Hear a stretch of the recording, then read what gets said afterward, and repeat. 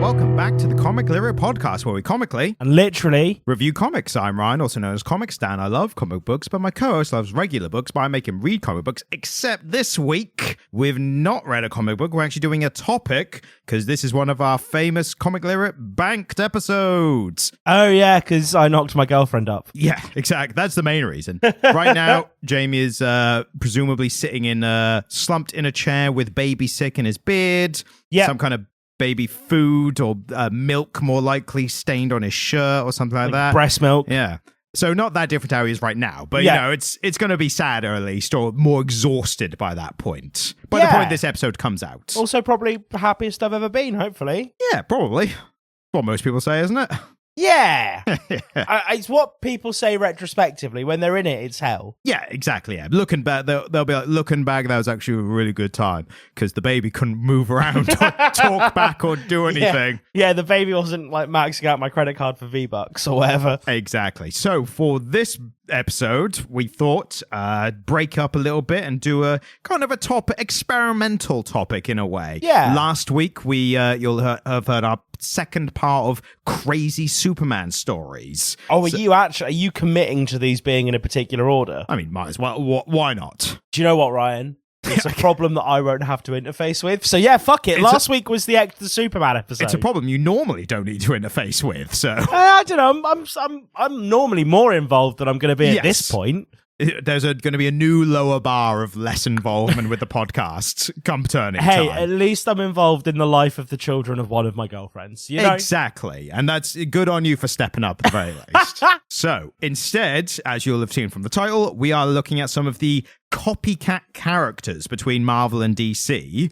And not only are we going to look at them, we're actually going to judge them, compare them to each other, and then Jamie's going to decide which one stays and which one goes. Yeah. So after this episode, the characters that you don't choose will actually be forever written out of history. Yeah. And cease to have ever existed. I am what's his name? The Watcher? Yeah, the Watcher. Yeah. Oh, well, he never interfered, No. said. Who was that superhero who was like, oh, they erased him? And Sentry. Yeah, I'm Sentry. You're going to Sentry them. I'm going to Sentry them, yeah. No, that makes sense. But then they'll come back later like fat and alcoholic, being like, I used to be a superhero. Which is how I'm going to come back from paternity leave. And I'll be like, you were never a superhero. I used to be so cool. That would be a good, like, Jamie the Sentry meta story to have. Someone, if you're listening, write that. Anyway, so we're just doing some superheroes this week. I've just prepared for your judgment. And we could do anti-heroes next time. We could do villains. We've got sidekicks. There's plenty of options in the future for this if this topic actually does well listener-wise. But we're going to start with, I think, one of the easier ones to decide, which is the Flash. What if instead of you telling them, I describe them and then we work it out from there? Okay, sure. Well, you know the names of the characters at the very least. What I'm seeing in front of me is a very familiar DC superhero in a red costume with a yellow thunderbolt on the chest, posed with his arms kind of on his hips.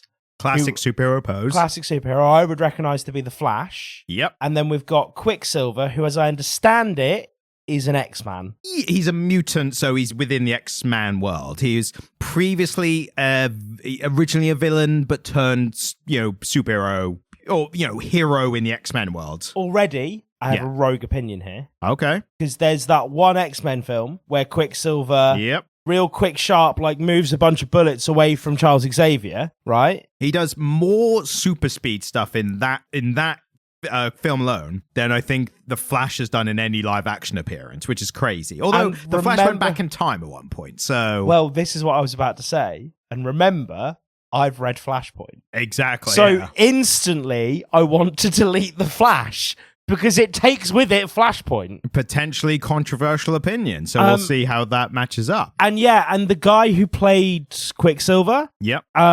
Also played John Lennon in Nowhere Boy, and I liked that. Aaron Taylor Johnson. I like Aaron Taylor Johnson. Yep. I've not actually seen the film of him as Quicksilver. Yeah, you've seen Age of Ultron. I thought you'd seen that one. Oh, I have seen that one. Yeah. No, I have.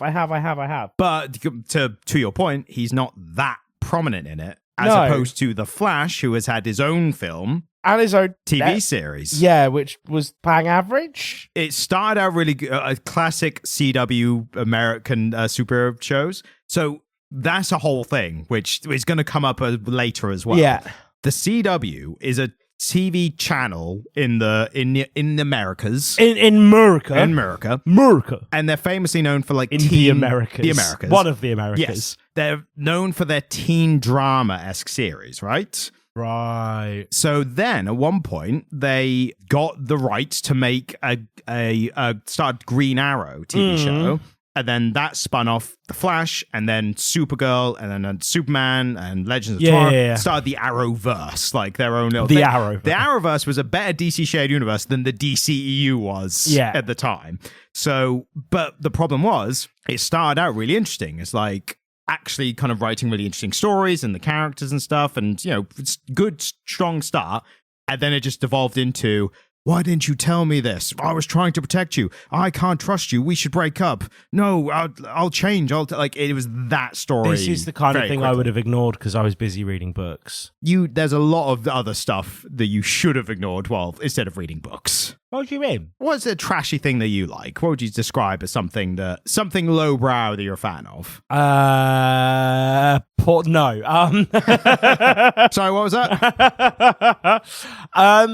How I Met Your Mother? Yeah, that's kind of like a sitcom kind of stuff. That's within the kind of same vein. Yeah, although a lot of heart. Well, again, like I said, the series started off really well. They just got really bad after time. And a lot of people say that about the ending to How I Met Your Mother. So, similarities. Bad. Exactly. I tell you, I'm reading some trash. Well, actually, no. I think that's really unfair on her. I'm reading the new Hunger Games book at the moment. No, they're not for me, but I wouldn't call them trash. They're pretty good. Yeah. This one's pretty cool. Haymitch, who was played by Woody Harrelson in the film, it's his Hunger Games. Okay, fair enough. Quite cool. Yeah, it's quite cool.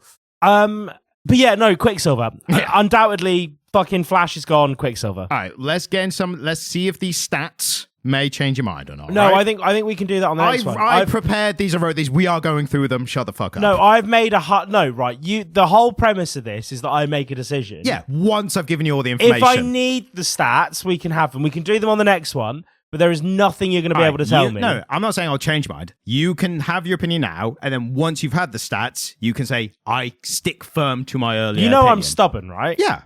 I'm not, again, I don't care if you clearly Quicksilver. Clearly fucking less stubborn than you, though, because I'm getting the stats. You are getting the stats. 100%. It's going to be a lot of it. It's going to be dense, isn't it?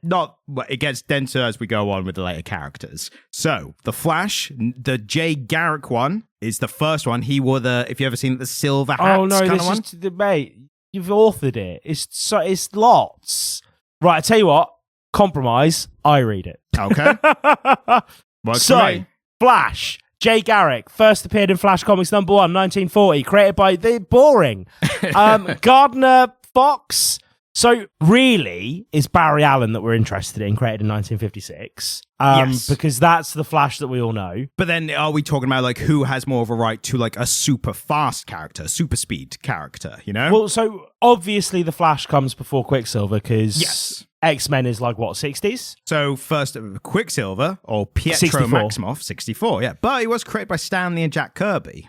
So is that some extra points? Yeah, I mean, undoubtedly, like, we love a Jack Kirby creation.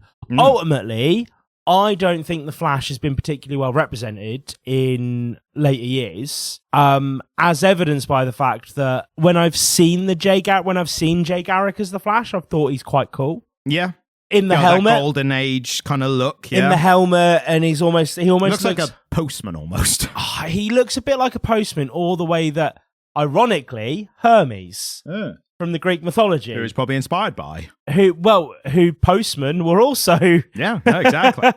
Yeah, and then we had an awful courier service in the UK called Hermes, which changed its name because it was so bad because they just kept losing parcels. Yes. So the Flash is a member of the Justice League, which is a higher staple than the Quicksilver. Oh no, actually no. Flash was a part of the Justice League. You could argue founding member, like one of the originals. Quicksilver, not a founding member, but relatively early on, Avengers. him and Wanda Maximoff were in the Avengers, which is why they're in Age of Ultron. Oh, well then, fuck it. Definitely, like, Avengers beats Justice League every single time. Well, fair enough. Godlike powers, I would say Flash is more... So the Flash could do more with his super speed, right? He can vibrate his molecules to pass through walls and shit. Yeah. He can make wind tornadoes with his arms and stuff. And he can go so fast he can go back in time. Yeah. Now, with Quicksilver, and people might be listening, they'll say, well, actually, he did that in this issue, however. Quicksilver generally, key term generally, doesn't do nearly as much that stuff. Like, he's just pretty fast. Thinks pretty fast as well. But so, in terms of powers, you gotta give it to Flash. Like, he's way more powerful than Quicksilver, generally.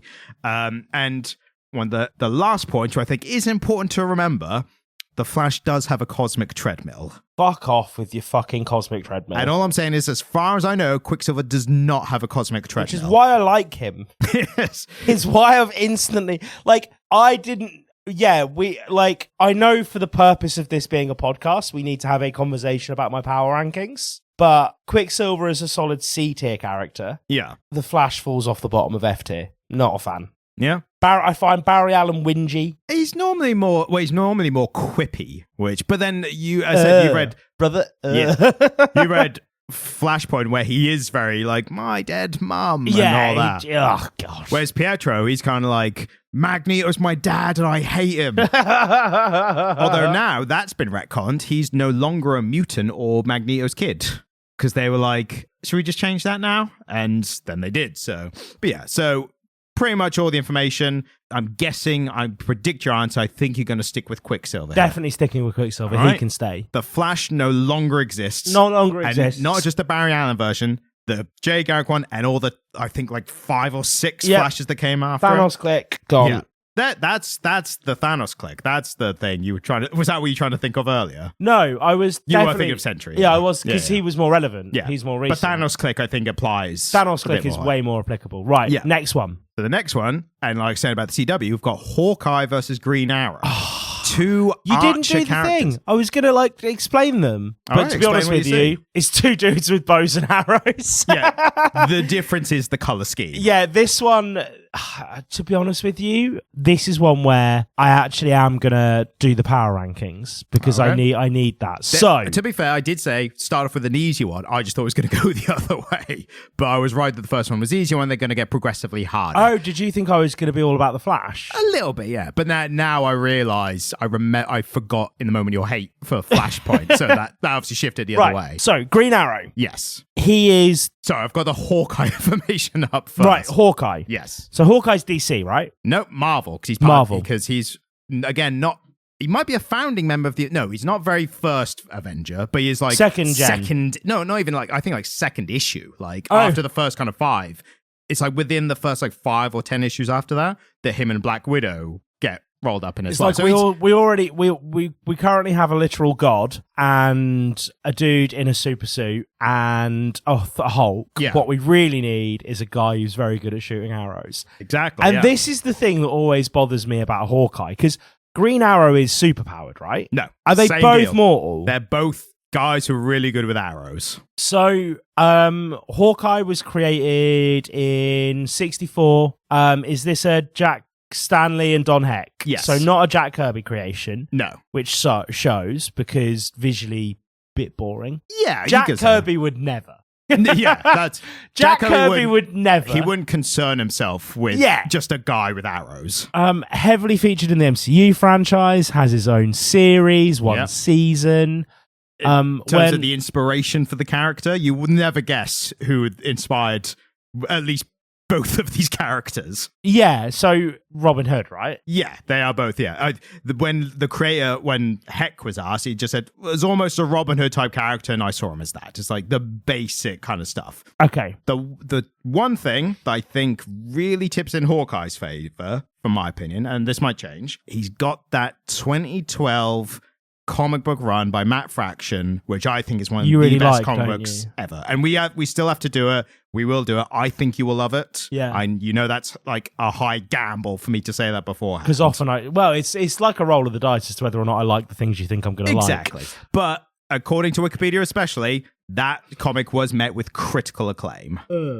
So I think that in itself is something to... And a very good turn in the MCU. Yeah, Jeremy Renner, great Hawkeye. I think he plays that character and it's written very well, where he is like, look at the people around me. Like, I'm just doing my best. Yeah. Like, it's not, he doesn't think he belongs. Yeah. He's just like, well, I'm here now, so I'm going to make the most of it, kind of thing. Totally pipes Linda Cardinelli. Yeah, 100%. He's got like 4 kids. Yeah, like that man. Yeah, I mean, he pulled Linda Cardinelli. He's certainly fertile. For anyone who doesn't know, I'm a big fan of Linda Cardinelli. We could not tell. Like, I saw Freaks and Geeks at a pretty pivotal age. I saw Freaks and Geeks at about the age that Linda Cardinelli was in Freaks and Geeks and was like, fuck, Linda Cardinelli. Because I had previously seen her as... Velma and Scooby-Doo. Yeah. And so seeing Velma in Scooby-Doo and then being like in my mid to late teens and one of my friends being like, there's this TV show that has like a young Seth Rogen in it and a young Jason Segel and it's really good. And then seeing Linda Cardinelli at about my age and being like, fuck. Yeah. And then that second Scooby-Doo film. There was, I don't know if the second one was. I know the first one was. I think second one as well. Written and directed by James Gunn. Yeah, I know. Yeah. Mental. So maybe she might show up in the new DC. I was about to say, what if they bring Velma, just Velma as Velma. Just Velma in the cat suit. DC owned the Scooby-Doo franchise, I think. Maybe, possibly. Just bring her straight into the Gunniverse. It'll be great. Yeah. No Scooby. No. So then we've got Green Arrow. I mean, we already have our answer for that reason alone, but let's talk about Green Arrow. Yeah. So Green Arrow, considerably earlier, like a good nearly 20 years earlier. Yeah, I think it was that thing where, it was more fun comics, which I presume is one of those ones that got bought up by DC. So retroactive is like, it's basically DC. As you've mentioned, started the Arrowverse. Yep. Which had some highs, but was mostly lows as well. Justice League member, not a core member, but... Yeah, so that's interesting because, like, he's not, like, you think of Justice League, there's a couple of iterations, he's never in that, like, main core. But the Justice League is kind of 4 heroes, isn't it? Nah, it's like 6, normally around 6, I'd say. Right. Yeah. And so Batman, Superman, Wonder Woman, naturally, and then most likely Wonder Woman...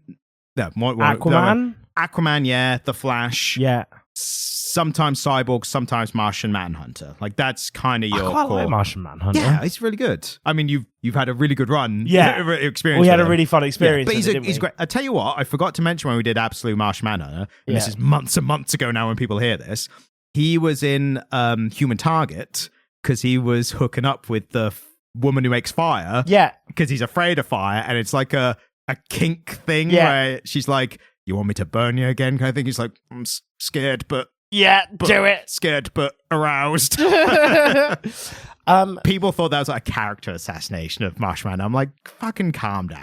They had Tom some King. fun. It's what he does. Like, it's just fun. So yeah, Green Arrow. Yes, not a core Just League member, card carrying, but he's one of the higher outside the core group to describe it best. But essentially. Oh, no, there's more. Obvious solutions to Robin Hood, according to one of the creators. Who would have thought? Green Arrow. So here's why I think it kind of comes up. We talk about like the speed differences with Flash and Quicksilver. It's the trick arrows, right? Green Arrow is more well known for his trick arrows. Explosive arrows, fire arrows, that kind of stuff. Well, so Hawkeye has those as well. I think you see Hawkeye use those less. Yeah. And some people, you might argue that Hawkeye's a better archer in itself because he doesn't rely on the trick ones. Have you ever done archery? No. I've done axe throwing. That's like the closest. Throwing. Yeah. So I like archery. Right. I really enjoy it. So you got a personal stake in this this decision then? Archery's hard. Oh yeah, of course. I can only imagine. Like I was I'm going to plug it. I'm going to plug something really weird. I was at the Worcester Village Fete recently. That's the most English thing anyone's ever said. The Worcester Village Fete, right, is a huge village fete where they have like a music festival with a full-on stage. It's a really special event where everyone in the village of Worcester pulls together.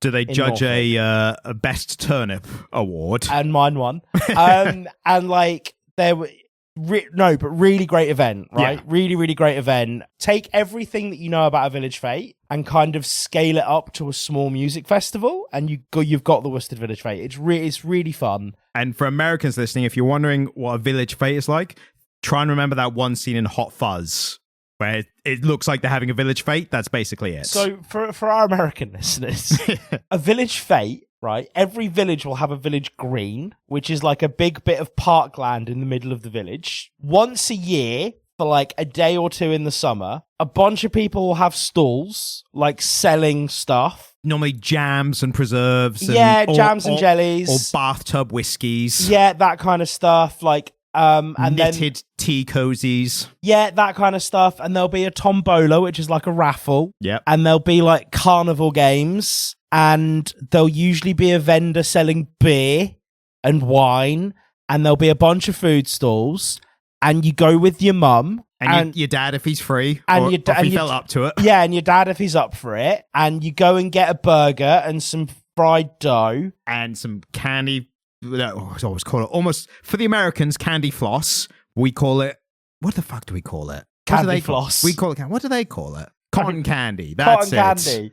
Yeah. I was getting my candies and my cottons mixed up. But I was at one of those recently, but it was just a very good one. Yeah. And there was archery, and I got to loose some arrows, and I had a very good time. And for anyone who doesn't know what archery is, imagine darts, but bigger. Well, imagine Hawkeye.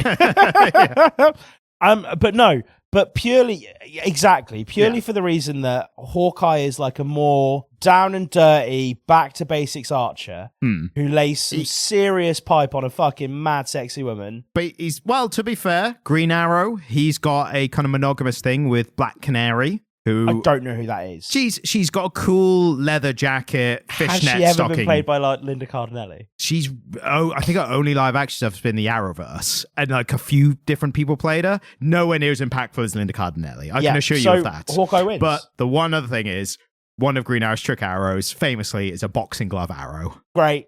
I mean, that's quite funny. That's quite cool, but it doesn't get him the win, unfortunately. All right, Green Arrow, gotta do the snap. Green Arrow's gone. Doesn't exist anymore. Hawkeye's like, now people will be like, it's weird they only did like one company thought to do an Archer character. Like there's so many others in fiction and history and whatnot. Anyway, third round. So I'm going to describe these two. Okay. What we've got here, right, is a failure to communicate. Yeah. Go on. We have got a man holding an actual trident. Well done. Yeah. You found a picture of him using the trident, not the five-dent. I'm going to pretend that this was intentional and say you are welcome. In golden armor with blonde hair, not looking anything like Jason Momoa. Mm-hmm. And then we've got Namor appearing. Namor. We've got Namor appearing out of the sea. Now, Namor's good fun. He's very fun. Namor's good fun. I think I've influenced you to my thinking before you actually interacted with either of these characters. Yes. Namor is a really fun character. But I think you would have gotten bonus points here if you'd also included the one from Invincible. Oh, the fish guy who appears like for 5 seconds. Because he would have won. He by default. He's a parody of the real thing. It doesn't count. But one of them's a parody of the other. I'm assuming Aquaman came first and then it was Namor, right? I think you'll be a bit surprised. Yeah. Because I was surprised by some of the information I Okay, let's go. Do you want to take this one? So we've got some live action versions. The Jason Momoa you obviously know. The other version, the version who's only appeared in Black Panther Wakanda Forever. He was the antagonist of it. And they did, interestingly, take him in a more Aztec kind of route with the character, which I thought was pretty interesting. That's actually quite a cool character design. Yes. Unfortunately, for my sins, I don't have the actor's name who plays him. I didn't bring up, but he did a good job. He was fucking cut though. Yeah, and he was a dickhead character. Like that was the good part of his portrayal. So we've got Aquaman Arthur Curry, and as you'll see from the opening bit, created in 1941. So early. So fairly early, up there with the kind of Justice League mainstays. I mean, that's like what, 3 years after Batman? Yeah, like 2 years, I think, 39. 2 years after Batman, 3 years after Superman. So more fun. Superman was 38, Batman was 39, wasn't he? Yeah, I think so. Yeah. Fucking wild, man. We've nearly had Superman. We're going to see the 100-year anniversaries. Hopefully. Yeah. Well, we will. I mean, I will. I don't know about you. So we do have a lot of similarities between. I was surprised by some of the similarities here. I was also surprised by some of the information I didn't know about Namor. For one thing, I mean, I see Aquaman, the son of a lighthouse keeper and the Queen of Atlantis. I knew that. Yeah.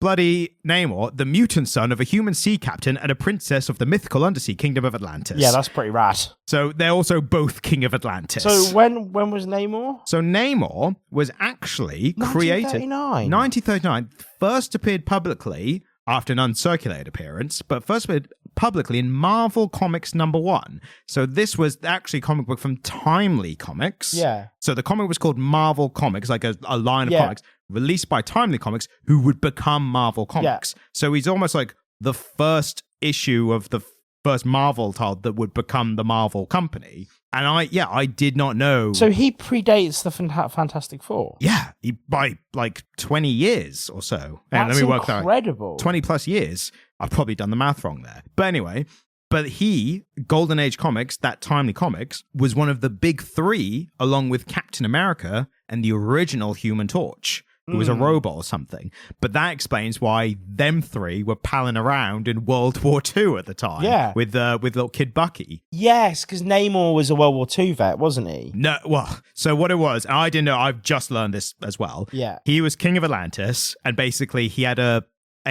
what do you call it? And Diplomatic. he joined the Axis powers. Look, and Noah Namor, he might have considered it. Well, the Americans were testing their nukes in the sea, and he was like, right, fuck this, guys. Also, I'm joining the Japanese. Luckily for America, he had a diplomatic relationship with them at the time, and someone made the point of, look, Nazis and Hydra, at the time, the worst Nazis within the Nazis, if they conquer us, who do you think they're going to turn to next? They know about Atlantis. They're going to come for the sea. Exactly. So you help us now. And he was like, sea fine. Nazis. Sea Nazis. Deep sea Nazis. Nazi aquanauts. Oh, the Nazis would have done that. That's back crap crazy enough. I mean, Hydra definitely would have done that. Yeah. Like, that's their bag altogether. They probably already did at that point. And then was like, right, I'm joining the Allies. I love that Marvel just found like a way to make the Nazis even more evil. Well, they used the great term, the great technique of just being like, even the Nazis think they're crazy. Yeah. Like, as soon as you use that formula, you elevate a new level of, where evil Fuckery. in the universe. So the downside with Aquaman is, despite being king of Atlantis, and this is a direct quote from Wikipedia, so you know it's real. This is something I knew about beforehand as well. Jokes about his wholesome, weak portrayal in the cartoon Super Friends, which is like a 60s Justice League cartoon, and perceived feeble powers and abilities have been the staple of comedy programs and stand-up routines. So jokes going back all the way since the 60s of, Aquaman, help, I'm being mugged. I'm in the water. Can you bring him closer to here? Yeah. I can send a fish. So Namor, even having a similar background and power set, has not had the ridicule. But is that just because of popularity and how well known Aquaman was? Because Aquaman is much more widely known than Namor. Yeah, 100%. Yeah. But Namor has turned up in some really fun moments for us on the podcast. And apparently is also a core tenet of Marvel Comics dating back to the 30s. I hate the fact that every single round here I'm just going with the Marvel guys. Well, I mean, maybe some more information might help you. Aquaman has had 2 box office films and been in 2 versions of the Justice League. Like, he has had more of a presence. Namor, just the one so far in the Wakanda film. Apparently, he's going to be in Avengers Doomsday when that comes out. Well, the Fantastic Four crossover. Well, like just the whole, like all of Marvel Universe, all MCU kind of stuff. But Aquaman, he's got that big budget box office credit, Yeah, absolutely. Man, like, so OG, like, I hate that expression, OG, where like normal people refer to things as original gangster. It just bothers me, and then I found myself using it. That's how it works. You say it ironically enough times. And then it just becomes part of your parlance. Original blonde Aquaman? Yes. No. No, this is all Aquaman, just like you erased all the Flashes and all the Green Arrows. Yeah, this is the issue, man. You erased Jason Momoa's portrayal as well. Yeah, and we like Jason Momoa. He seems like a good dude. Yeah, I'm looking forward to... Any scandals? No, not that I know of. I'm looking forward to his next portrayal, because he's going to be back in the DC Universe as Lobo. And I think you will agree that it'll be once you see it, it'll be we'll do some Lobo somewhere before that, because it's not till next year. You'll see how perfect that role is for him. Yeah, I've seen some of the stuff.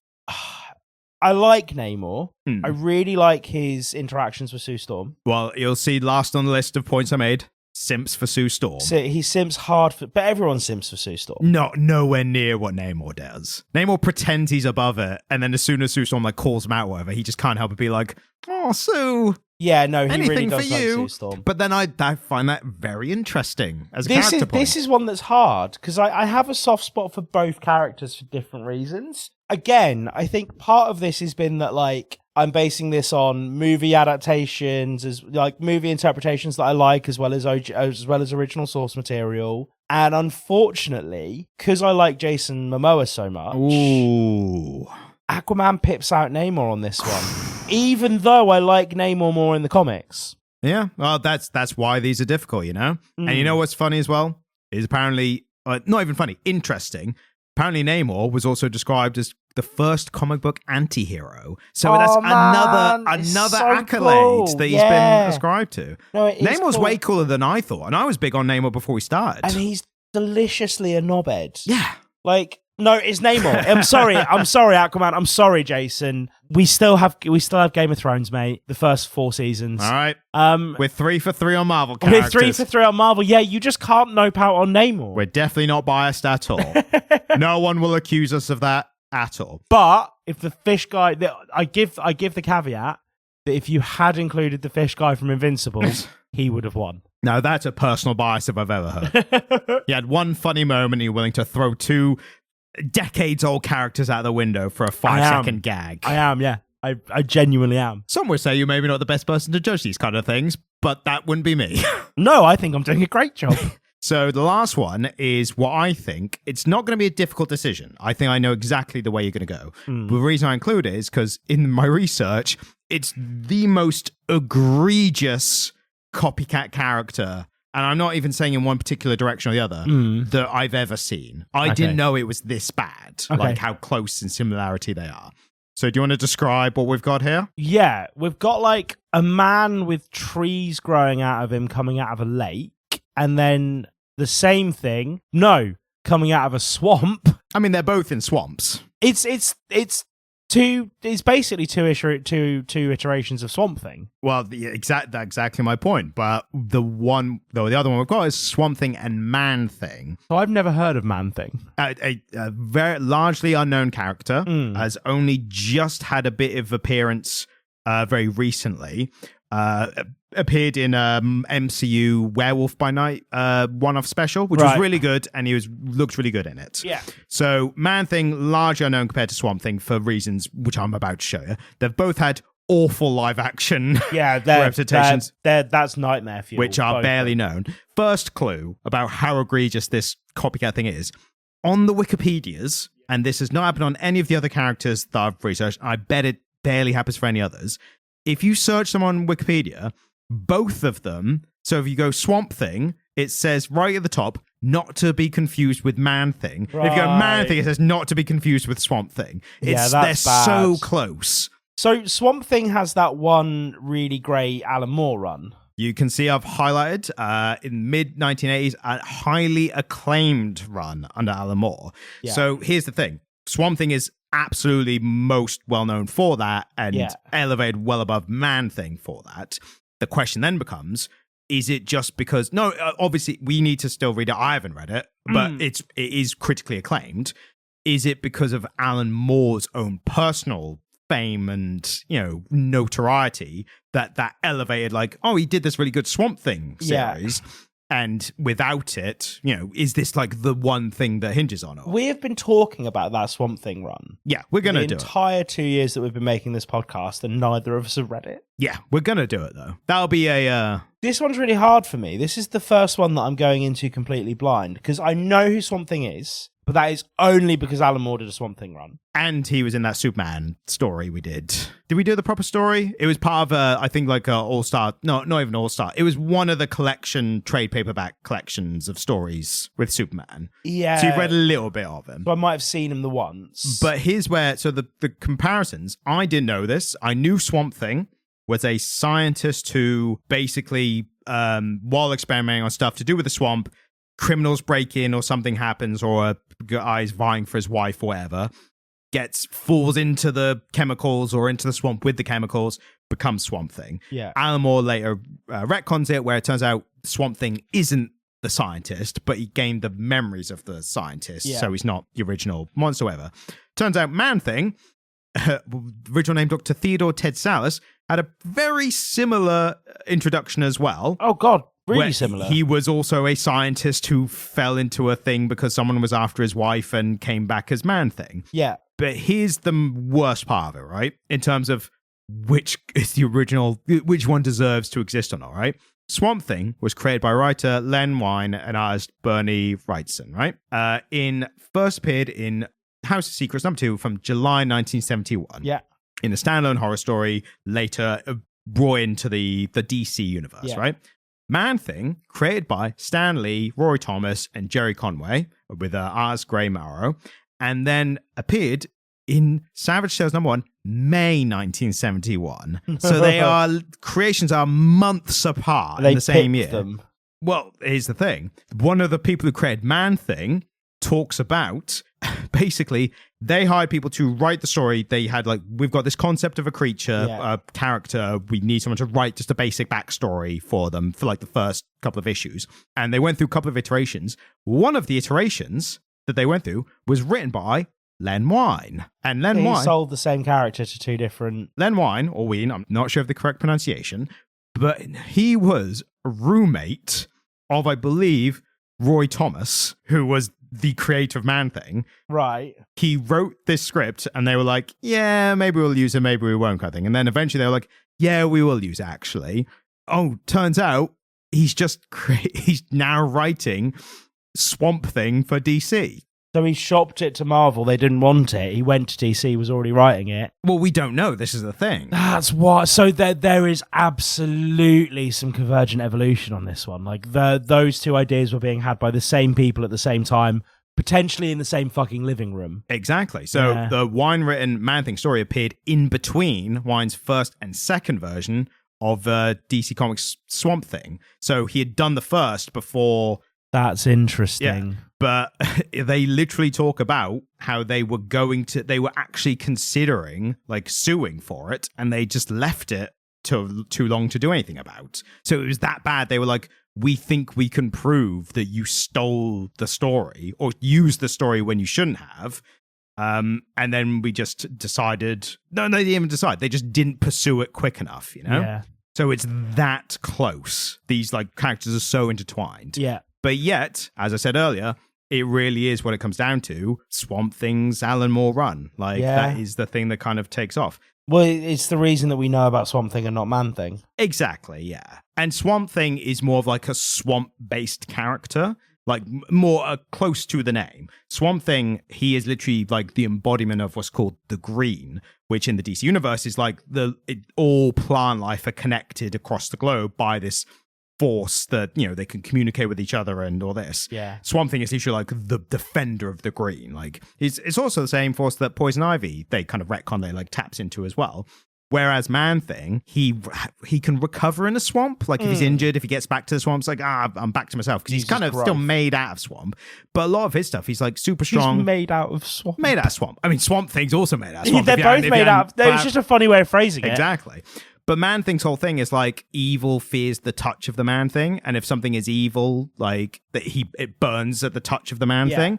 But Man-Thing also, he's not really sentient, or there's clues that he is, but you can't have bloody conversations or anything. Yeah. Swamp Thing's got the whole tragic thing of I'm burdened with being a man trapped in the monster's body. Which I think is a more interesting shtick. Yeah, of course, and that's probably why Alan Moore sunk his teeth into it as much as he did. Also, funnily enough, there was a old issue of Constantine where Constantine needs something from Swamp Thing. Swamp Thing's I will do it on one condition. I need to borrow your body. Swamp Thing borrows his body, Constantine's body, possesses him, has sex with... Yeah, Sting, borrows essentially. Sting's body. To have sex with his wife, as in Swamp Thing's wife, or girlfriend, I can't remember specifically, and uses Constantine to impregnate this woman because he couldn't do it with his Swamp Thing body.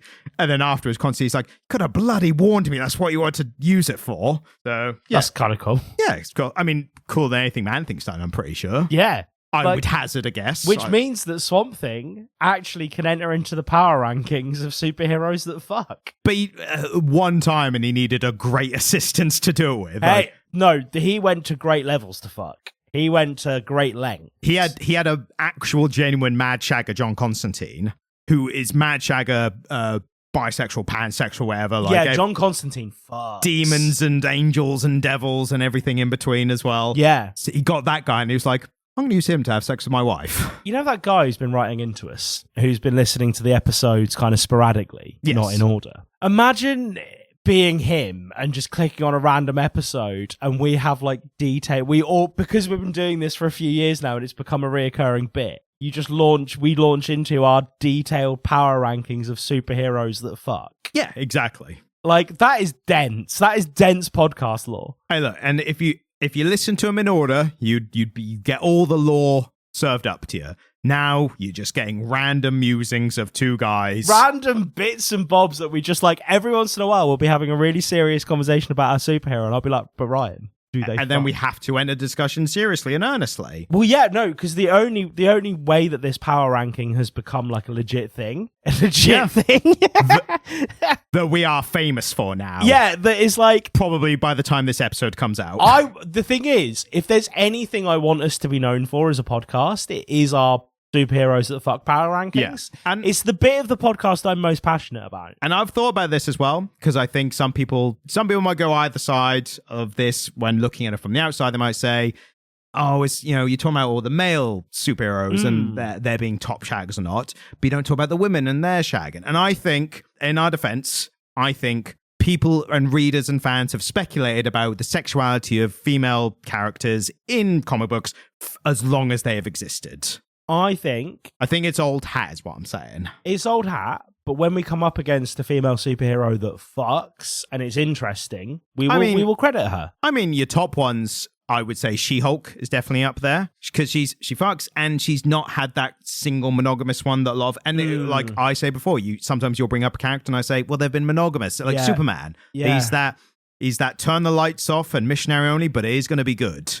And it's only Superman, and it's only to Lois Lane. Yeah, but to my point, he's not top shagger, but he's monogamous top shagger. Whereas She-Hulk, but we need to shelve this, and the next time we do a She-Hulk comic, we will do a bit of a deep dive. Yes, and we will enter her into the power rankings because I think she is worthy of a place, isn't she? Yeah, exactly. I mean, in her TV show, her Disney Plus show that came out, she got hooked up with Matt Murdock. She did.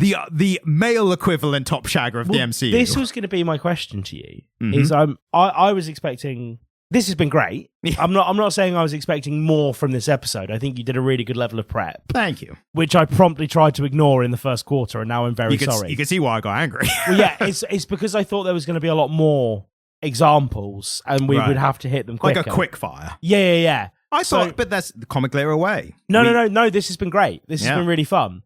But I am now going to flip it onto you and give you some quick fire examples that I want quick fire answers to. Okay. Of ones that I think you missed. Okay, sure. Oh, finally, what are we deciding? Swamp Thing or Man Thing? Oh, man, it has to be Swamp Thing. Yeah.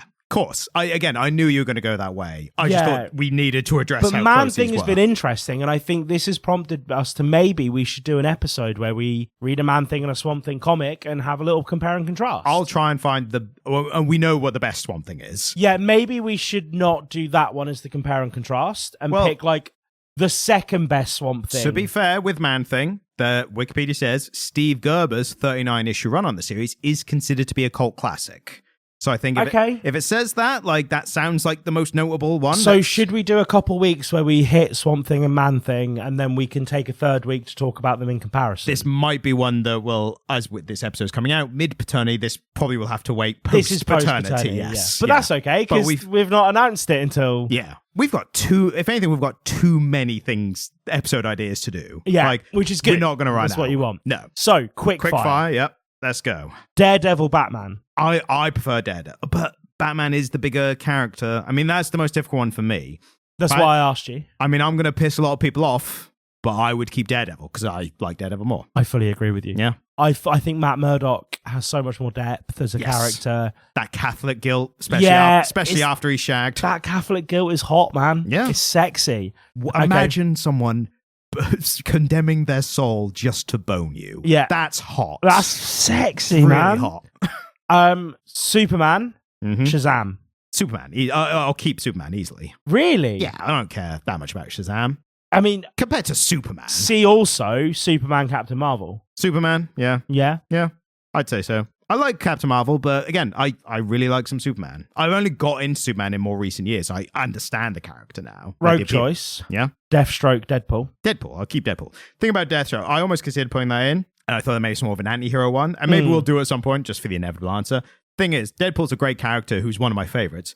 Deathstroke, even though he might have come first technically, he's a mercenary guy who's slightly better at stuff than the average person, and one of his most famous comic book stories, one called The Judas Contract, I think it's called, with the Teen Titans, involves a Teen Titan who secretly works for him, infiltrating the group and then turning on them. But it's also because she has a sexual relationship with Deathstroke, and she was definitely underage at the time as well. Oh, he's a non. Yeah, exactly. And DC, I think, have done a lot of work to be like, no, that's not how it actually happened. Like, now that's even worse a thing than it was. They made him a nonce. Yeah, exactly. Oh, mate. Oh, DC. So I think I'm going to go Deadpool. Let's go Deadpool. Yeah. I'm trying to think of just like... They're difficult to think off the top of their head, yeah? Yeah, because like there's no good Hulk corollary on the DC side. No, I wouldn't say so. I mean, the closest characters maybe like a Doomsday, like the Superman baddie. Yeah, but again, it's just antagonist to a popular superhero. Yeah. Although we're going to do one more. All right. That is technically not. They're technically not superheroes. They're antagonists. Okay. No, it's same thing. Yeah. Doom, Lex Luthor. Doctor Doom or Lex Luthor. I prefer Doctor Doom. Me too. I still really like Lex Luthor. I think he's really great. Lex is great fun. Yeah. But I think just recently all the Doom content that we've consumed over the Ultimates and the Fantastic Four stuff we've been doing. Doom's a bit deeper. And he's been that complex since the 60s. Yeah, dude. Like Doctor Doom for me is like one of the accidental standouts of the Marvel Universe. I think very intense. I think Stan Lee and Jack Kirby were very high on Doom when they first made him. Yeah. So I think he's had that leg up from the start, from the get-go. Although, incidentally, I am going to give you some homework when you're on paternity leave, and I'll be watching the new Superman film. Yeah, cool. Because Nicholas Hoult, great portrayal. I mean, dude, of I'm gonna have a lot of 5 a.m. baby feeding, so I can just stick a movie on my headphones. Yeah, and Superman film especially, like, is a great film, but it's also you can watch like kind of half asleep and just be like, yeah, Superman's winning. Or, oh no, he's losing. Like, you can watch it half asleep with a crying baby. Exactly. Yeah, anyway, this has been the banked episode era of the Comic Era podcast. Banked episode era. Our eras are now going to be defined by pre, mid, and post paternity leave, I think. But thanks for sticking with us, even with these shorter episodes. We're going to be getting some probably all-time comics that we can just kind of dive into a little bit for a quick episode and hopefully keep this ship afloat. Just keep it going, baby. Yeah, while Jamie's committing to this monogamy thing that I think he has going on. He claims, I don't know. Right. Thank you for listening from the past. Goodbye. Thank you, bye. And thanks for listening. If you enjoyed this episode, then please subscribe to get notified of our future episodes as well. And if you're feeling particularly generous, then please leave a 5-star review on whatever podcast app you're using. If you'd like to get in contact with us, then send an email to comiclit@gmail.com. You can also watch videos by me on the Comic Stand YouTube page, which is linked in the description. Thank you, goodbye.